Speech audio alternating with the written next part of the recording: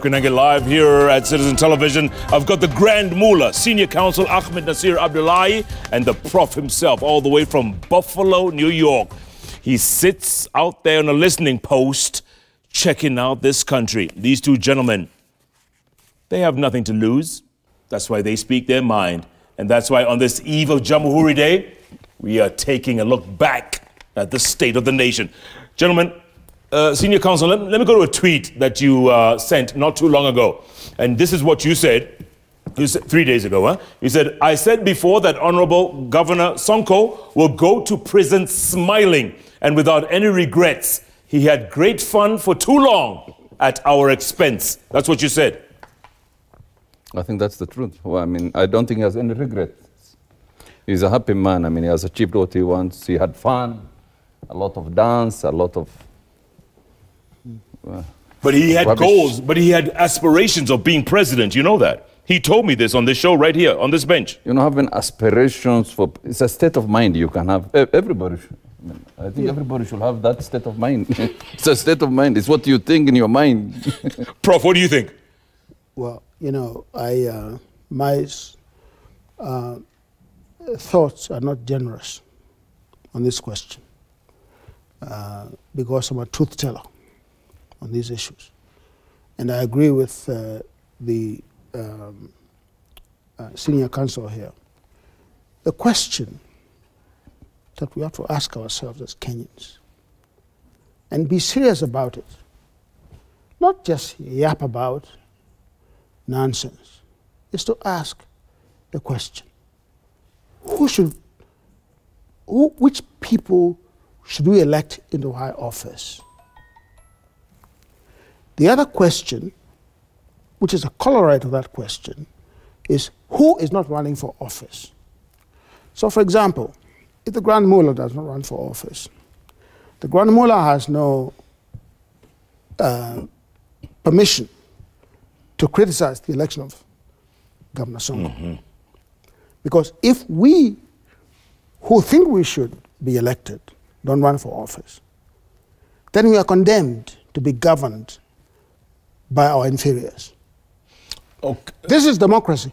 Because democracy, as Churchill said, is the worst form of government, except for all the others.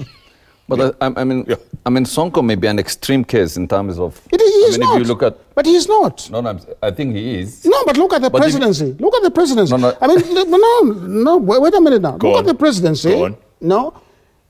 So the question is this. The question is this. In the history of Kenya, look at the people that we have elected as presidents.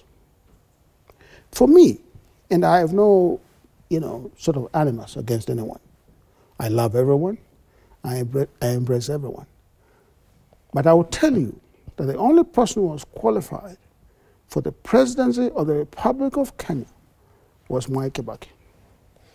No, I take a different view. I mean, I said Sonko is an extreme case, and qualification is relative. I mean, there are some people who are very qualified, there are some people who are not very qualified. But if you look at, the caliber of people we have in parliament, for example, I mean, you will find about 50 or 100 Sonkos in that parliament. I mean, it's not just the only guy. So, I mean, if you look at the last 5-10 years, there was this tendency of, electing, guys, some musicians or some drug peddlers or some, guys with some funny criminal records. I mean, there are many like that in parliament. And I think it's an instance where people who are outlaws really are trying to capture state power, whether it's in parliament or somewhere else. And that's unfortunate. But Grand Mullah, let's be honest about, social capital and political capital in our country. How does someone in this country gain social or political capital? They gain social political capital because they have stolen. They are thieves. They have money. Our children, after they learn how to walk and talk, they become extortionists. If you give your brother or sister 50,000 shillings and you tell them to go do something for you, as a Kenyan, you know this very well. It will not be done. Yeah. We are a country that have lost our way. And the one question that we must ask ourselves is, what happened to us as a country? Because corruption is in the bone marrow of our bodies. When I was growing up, and you grew up at the same time, unless you don't want to associate with my age. I have no problem. Okay, you grew up at the same time. Yes. We had values. Yeah. People did not simply steal. Something went wrong somewhere. Yeah. So what is that thing and how can we then recapture that thing? Okay, but look, this is not native to Kenya, the populist approach. Look at the country where you live in. Donald Trump, populist approach. Mike Sonko, populist approach. And the people love him. The people would die for him.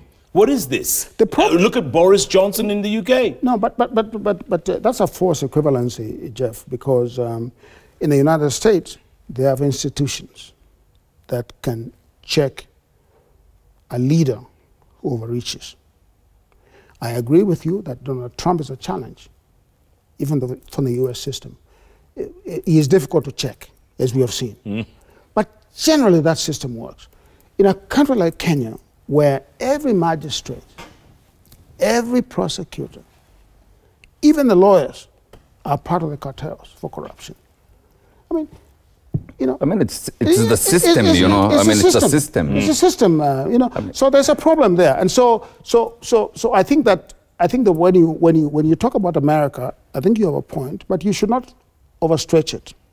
The equivalency is not the case. It's not the case. Yeah. I think the distinction between those countries who may have a populist leader, who moves the masses, and this one, and Kenya, is that in those countries, the rule of law exists. When you break the law, there's consequences. Yeah. In Kenya, there is no consequences when you break the law. Yeah. Whether it's a traffic rule, which we break in the morning or in the evening every day, or whether it is our bigger offenses. So how can a country survive when there's no consequence for breaking the rule? Yeah, I heard no brief for the United States, but I will just tell you this. If you ask Kenyans, and this is just a basic point, you ask Kenyans, you say, who has paid a bribe? I think it was Raila Odinga who asked this question. How have you paid a bribe? I think you will get the answer that almost 100% of Kenyans have paid a bribe. But that question should be another way. Who has received the bribe is more important. Correct, because it's a two-way street. Yes, it's a power access. But it's the same question. It's the same question. But if you go to, for example, France, or you go to the Netherlands, people don't pay bribes. It's unheard of. Yeah, so you go. You've been to. I know you've been to, because I was with you. Yes. You went to Amsterdam, and you took a train to Den Haag. Correct. To go to the Hague. ICC, yes. And people don't pay. People are presumed to have bought their train tickets. So no one is going to be asking you on the train. No one's checking. Yeah. Okay, Mula, the other day you criticized the way Sonko was arrested. I noticed that. Why? All that drama. You said there was so much drama. The helicopters, the cops. No, I didn't. But, there's a problem even when you arrest someone like Sonko, because Sonko challenged the state. There are certain leaders in the country, and there are not many, that you get the feeling are stronger than the state. They challenge the state, and the state at times has to succumb to accommodate the challenge they pose. And if there was a country where the rule of law is clear, Sonko should have easily come, take his plea without all this drama and fanfare. But it shows how weak the government is, because for the government to bring Sonko to court, it had to mobilize maybe 300, 400, 500 soldiers, because Sonko has a counterforce to the state. Yes. But hold on. You see those pictures over there, by the way, when he was arrested. There was so much drama, and him fighting the police and them fighting back, and there's so much drama. Because he's challenging the state. He doesn't see he has an issue with the state, and the state has a monopoly on force and violence. But if you look at those pictures, he is challenging that force of the state. And that's not right, though. Of course not. But I differ with my esteemed colleague. I think sort of the trajectory from which he sees this problem is legitimate, But there's a more, I think, apt analogy of what the Grand Mullah is talking about. The state is a criminal state. Because his assumption is that the state is not criminal. You think our state is a criminal state? It's a criminal state because Sonko would not have been possible without a criminal state.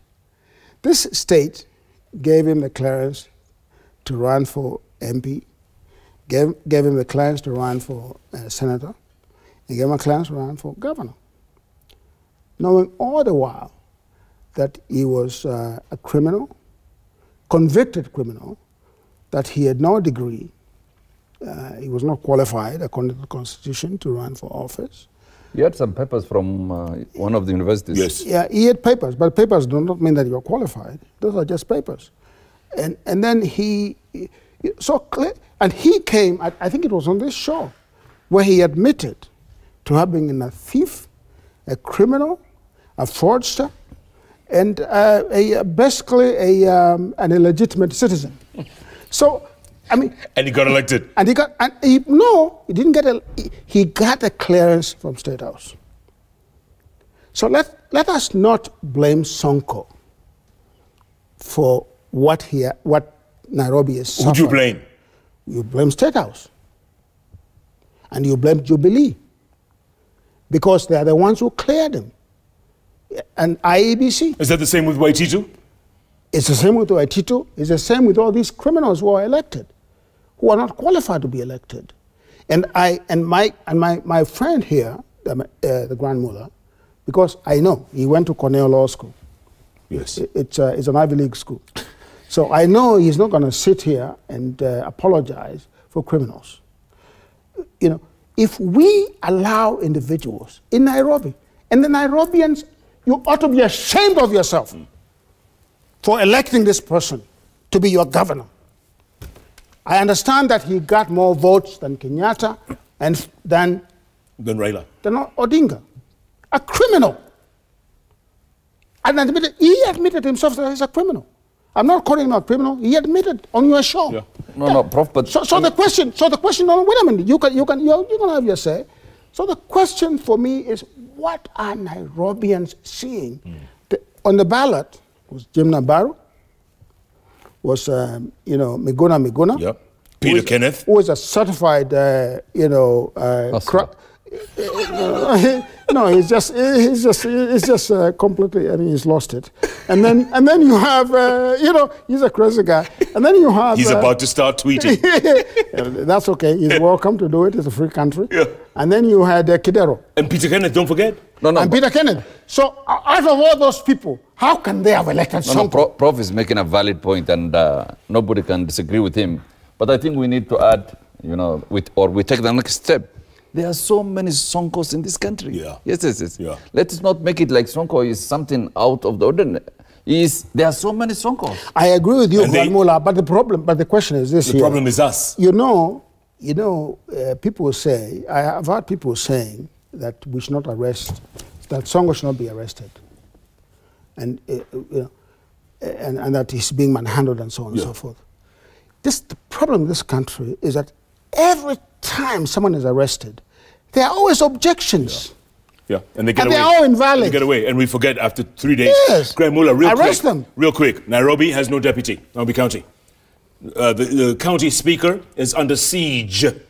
MCAs don't want her in the building. What happens now? I mean, we can go for elections. I may stand. Will you? Wow. Wow. No, I'm saying, I think, there can't be vacuum. Correct. If Sonko is excluded from, office, and there's no deputy, the speaker, I think, acts for 6 months, and then after that, there's an election. There's a constitutional order of succession. But can the national government take over? Can they dissolve Nairobi County? What would have, I think, so I think there's an order of succession. Yep. If there's no governor, there's no deputy. The speaker is... the speaker is in office. She's legitimately in office, but the MCAs won't let her. It's not their choice. But I ask you, why should the national government wants to run Nairobi when it has failed to run the country? I mean, which one is which? I mean, I agree with you. I mean, they have a bigger problem. If you can't run the national government with all its resources, why do you want to run Nairobi City? Yeah. Jeff, Ahmed will not like this very much, but I will say it. The country may not like what you want to say. A certain part of the country. So I think that the people elected Jubilee. I'll be generous and say they elected Jubilee. Of course, I think they elected another political party, but let's just say, for the sake of argument, they elected Jubilee.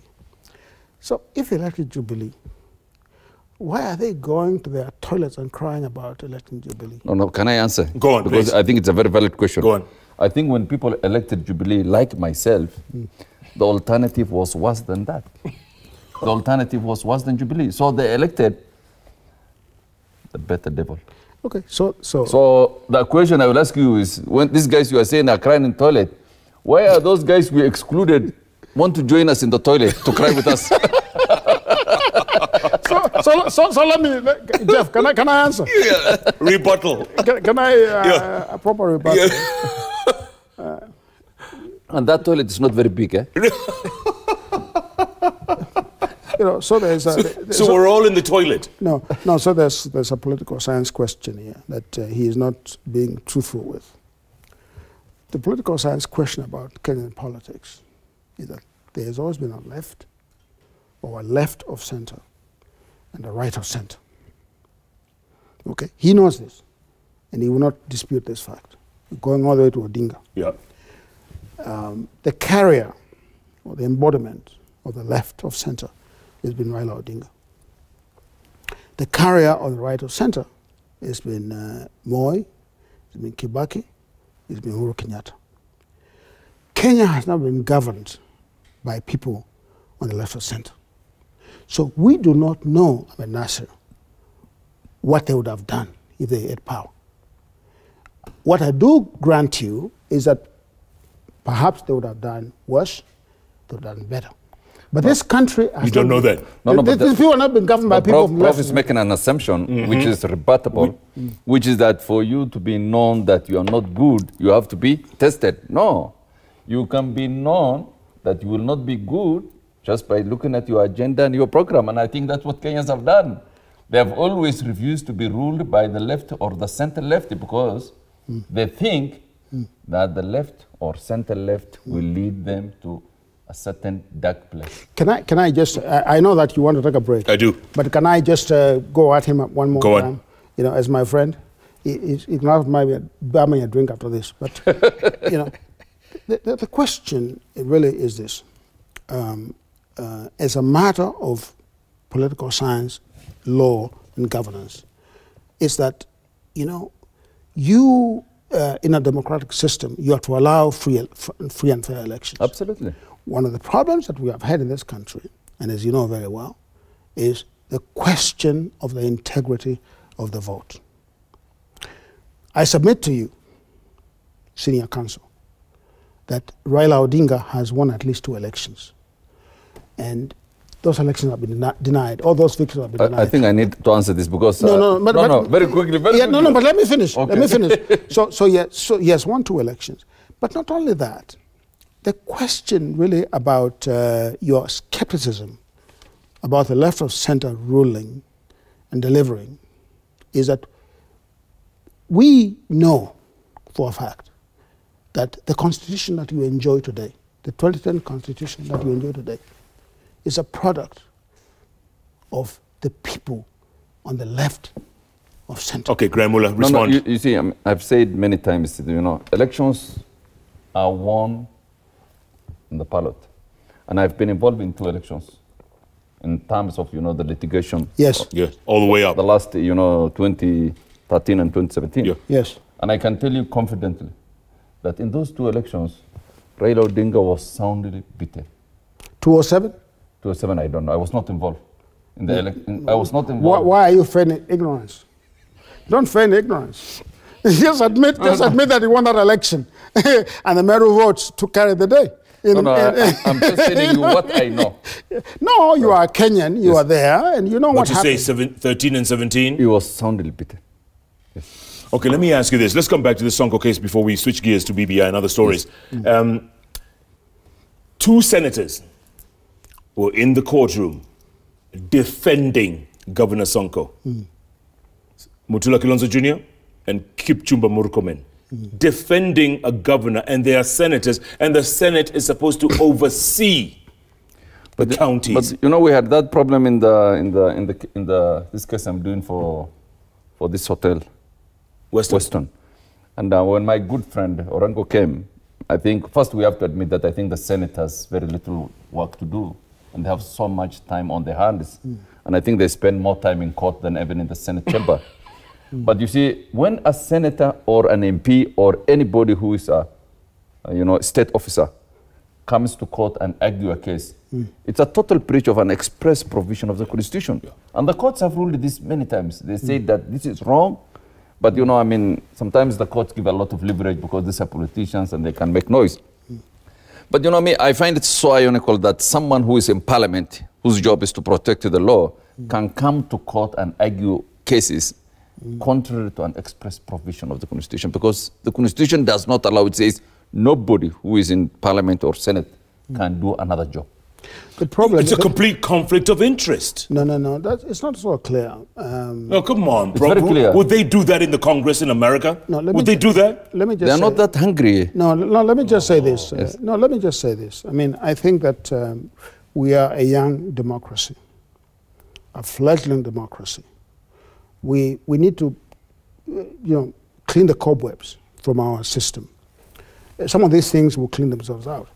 One of the things that I think is a question about lawyers, because when you take the oath of office to be an officer of the court, okay, you don't have a choice about what cases you can take and what cases. No, not if you're a senator, or not if you're in parliament, Prof. Come on. No, but the point I'm trying to make to you is, and I'm not defending these people who are representing. But is it right? Tell me, is it right?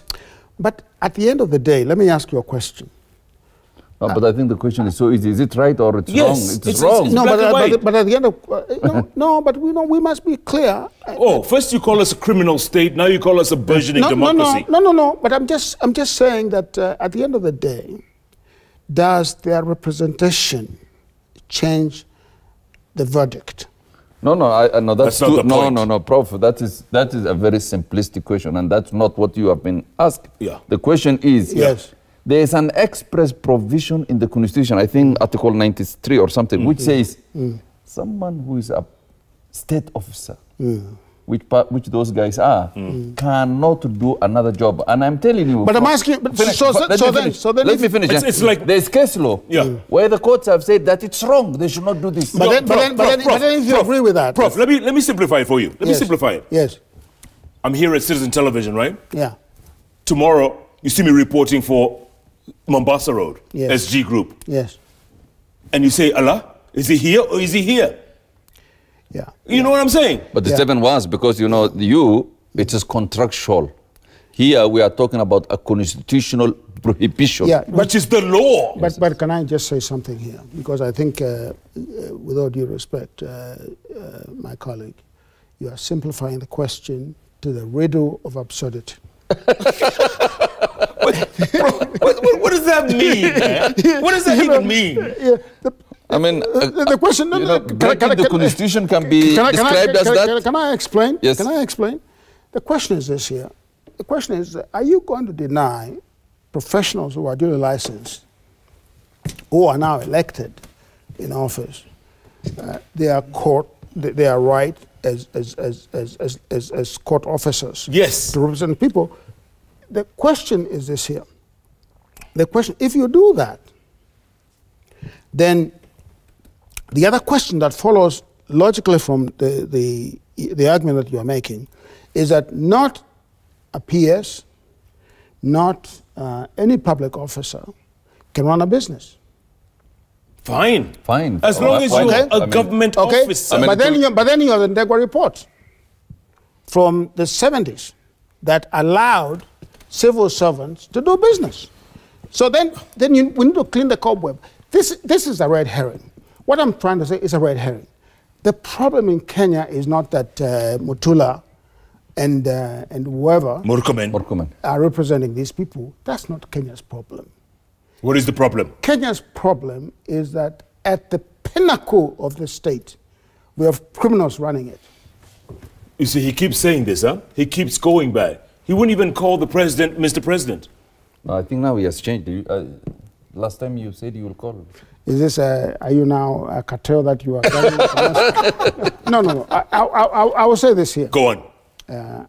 You know, I've always said, and I will repeat it again here in front of you, that the handshake changed many things for me, because I think it showed us that Africans devoid of superpower politics can come together to diffuse a national crisis. We wish that Machar and Salva Kiir yes. could do this. They are a disgrace to the continent. So these people did it here, and so we respect that. do you respect President Kenyatta or Kenyatta? I will say this here, and you know he's listening carefully He is. because he might go and report me. He might go and report me. Yeah. Go on. I would say that I admire what he did. Who? Kenyatta. What? Mr. Kenyatta. In terms of winning the elections, or? No, in terms of coming together with Mr. Odinga. Okay. I'm waiting for him to say President Kenyatta. Well, that's a question to be determined. Grand Mullah, why is it so hard for the Prof? No, but you see, the Prof is a citizen of this country. He's entitled to his political views. I mean, there is certain side of the political divide he supports, which is entitled to. Sure. No, this is not about the political divide. No, it's part of it. It's the end result. You know, you are not happy with all that political process. You know why? You're right. Because and I'm telling him that we will move on. Yes, we will move on. No, the like question. Tupac said, no, the life question. goes on. The question. Let me be very clear about this. You and I. Because you know why, Prof? You and I have debated this issue. You say, Right Honorable Prime Minister Raila Odinga. You keep saying that. I don't say that. In your articles? I've never. Right Honorable? I've never referred to him as Right Honorable. I've never done it. All right, just say I've referred to him as Mr. Raila Odinga, the head of ODM. All right, just humor me. Just say President Kenyatta. Just say, I just want to hear what it sounds from your mouth. Because words have consequences. and I will tell you, you know, the question, and I've said this before, so I think BBI, which we have not touched on. We're about to. It's a great thing. Okay, good. And he was a part of it. He was. Both of them And were. I give him a lot of credit for that. Who? Mr. Kenyatta. PPI was nothing. I've said many times, Hey, and I'm saying it, that PPI is nothing. then Hold on. What is it? but They don't build handshake? No. Okay. Hold the thought. Contrary to the view held by my land friend who thinks that BBI is like an epoch change in I didn't say that. No. Grand Mullah, yes. do not put words in my mouth. All right. On that note, we're going to take a break. You say BBI was nothing. The handshake changed everything. No, he doesn't mean that. No, BBI. I think he misspoke. He misspoke. Grand Mullah, did you misspeak? He misspoke. Keep tweeting. My goodness. He is going to change his mind. It's getting hot. Watch. He's going to change his mind. We're going to take a break. Come back. Keep tweeting at Koinange Jeff, at Citizen TV Kenya. The hashtag is JK Live. Grand Mullah said BBI is nothing. No, it's not true. Prof will still not call the president Mr. President. Actually, JK Live takes a break. We'll be back. Plenty more ahead you know, in a moment. Professor.